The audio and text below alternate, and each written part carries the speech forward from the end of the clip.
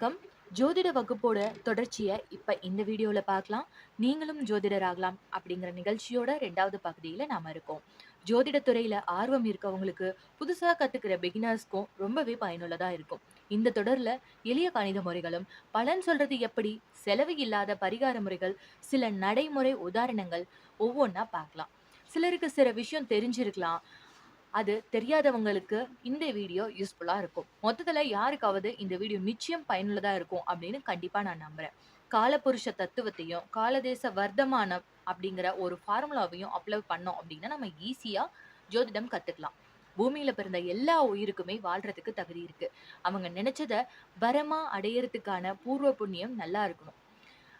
விதிய மதியால வெல்ல முடியும் அப்படின்னு சொன்னவங்களும் நம்ம முன்னோர்கள் தான்.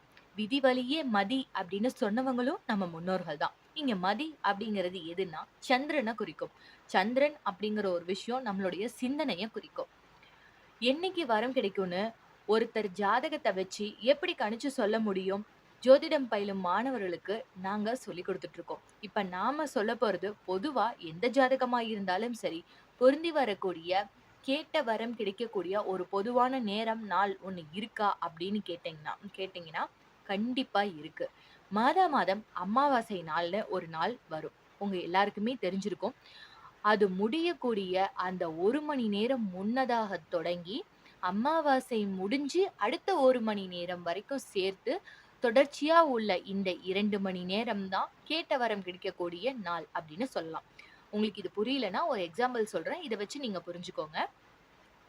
உதாரணமா, பகல்ல 4 மணிக்கு அமாவாசை முடியுது அப்படின்னா, 3 மணியிலிருந்து 5 மணி வரைக்கும் அந்த இடைவெளி தான், அந்த நேரத்த தான் நாம கேட்ட வரம் கிடைக்கக்கூடிய நாள் அப்படின்னு சொல்றோம். இது எல்லாருக்குமே பொருந்தும். இந்த நேரத்துல ஒரு ஒரு ஜீவன் அல்லது அந்த ஜாதகர் ஒரு வேண்டுதல் வச்சாரு அப்படின்னா, கண்டிப்பா அது அவங்களுக்கு கை கொடுக்கும். ஜோதிடர்கள் அவசியம் தெரிஞ்சுக்க வேண்டிய செலவு இல்லாத பரிகார முறைகள்ல இதுவும் ஒண்ணு. பலருக்கு தெரியாத சூட்சமம் ரகசியம் தான் பரிகார முறை.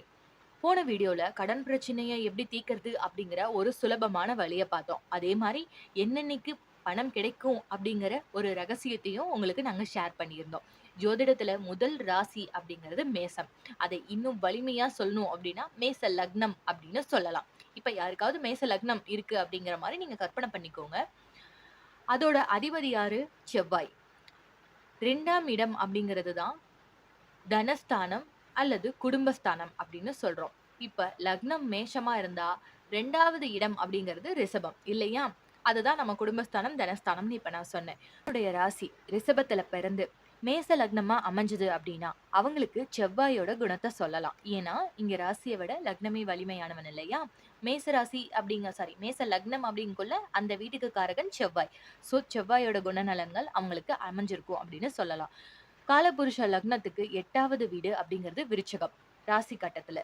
சோ அந்த விருச்சகம் அப்படிங்கிறது ஒரு ஜாதகருக்கு எத்தனாவது, அதாவது லக்னத்திலிருந்து எத்தனாவது இடமா அமையுதோ அந்த இடத்த சார்பான திடீர் திருப்பங்களையும் குழப்பங்களையும் அந்த நபர் சந்திக்கக்கூடிய ஒரு சூழ்நிலை ஏற்படும். இந்த வீடியோ உங்களுக்கு திரும்ப திரும்ப பார்த்தால் மட்டுமே நல்லா நல்லா புரியும். நீங்க வேணும்னா ஒரு ராசி கட்டத்தை வரைஞ்சு வச்சு நான் சொல்றபடி எண்ணி பாருங்க. உங்களுக்கே ஒரு தடவைக்கு 4 தடவை பிராக்டிஸ் பண்ணும்போது கண்டிப்பா உங்களுக்கு புரியும்.